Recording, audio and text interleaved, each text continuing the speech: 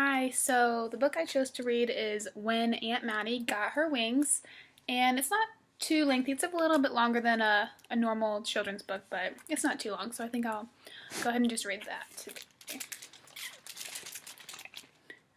"Irby," said Lottie, "City Hospital just called. Aunt Mattie's getting very weak. I'm leaving in the early bus." "I'll take you to the station," said Irby. I can always count on my best friend Irby, Lottie thought. "How come Aunt Mattie's sick, Lottie? She's a nurse." "She isn't sick. She's 99 years old." "Wow," said Irby. "You mean it's like her motor is all worn out?" "That's right, Irby. I don't know when I'll be back." "I'll miss you, Lottie." Lottie watched the familiar landmarks whiz by. How often she had made this trip to visit her aunt. Hopewell Tunnel was coming up next.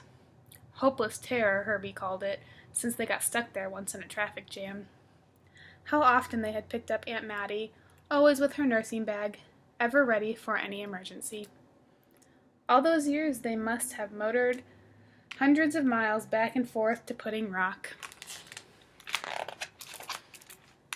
and eaten thousands of peanut butter and jelly sandwiches. "Open wide," Aunt Mattie would say to the cooler. On her last visit, Irby had fixed a trivet to Aunt Mattie's cane so it wouldn't sink into the sand. When Lottie arrived at City Hospital, the head nurse rushed up to her. "Your aunt's in room 24. She says she likes to look at the billboard across from there. Now she's mostly sleeping, wants no food or drink. She asked for you." Aunt Mattie looked tiny in the big hospital bed. Her breath was heavy and whistled a little. "Aunt Mattie," said Lottie. There was no answer. This may be the last time I'll spend with my aunt, thought Lottie. Hours passed. Lottie felt chilly and leaned against the radiator. It was getting dark, but someone was still playing badminton on the lawn. "Aunt Mattie, remember that day in the park? The guy who swallowed the birdie? Open wide, you said." Aunt Mattie opened her eyes. "Lottie, you're here. We don't have much time. Will you help me with my cap?" "They are expecting me upstairs, but I told them I was waiting for you." "Oh, Lottie, what fun we've had." "They are calling again. They know I'm ready now." "Auntie," was all Lottie could get out. "I can see them at the gate. We are ready for takeoff. Farewell, dearest Lottie, farewell."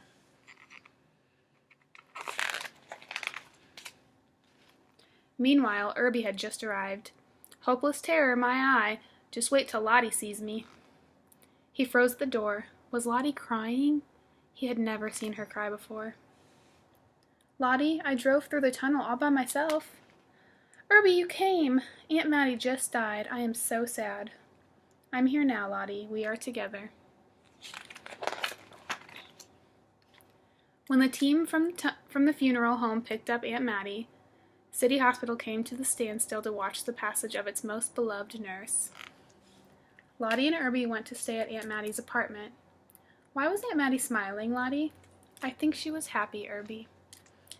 She said someone was meeting her at the gate." "The gate of heaven?" It sounded more like an airport, Irby. "Upstairs a letter was written for them." "I miss Aunt Mattie. It hurts right here," holding her heart.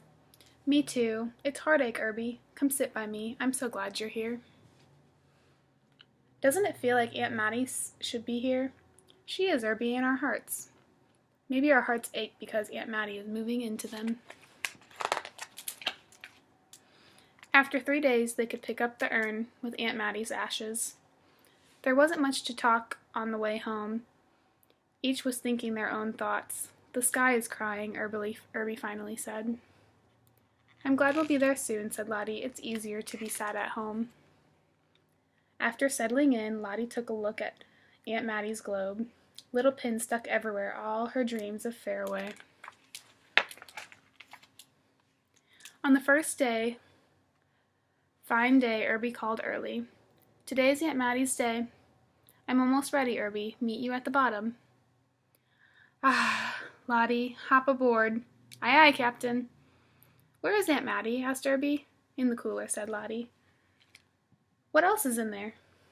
Aunt Mattie's special with bananas. Near Pudding Rock, Irby put the engine.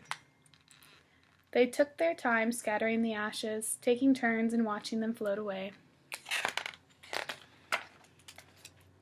Lottie, said Irby, if you could go anywhere in the world, even to where Aunt Mattie is now, where would you go? I'd go have a picnic at Pudding Rock with my best friend, Irby, said Lottie. And so they did.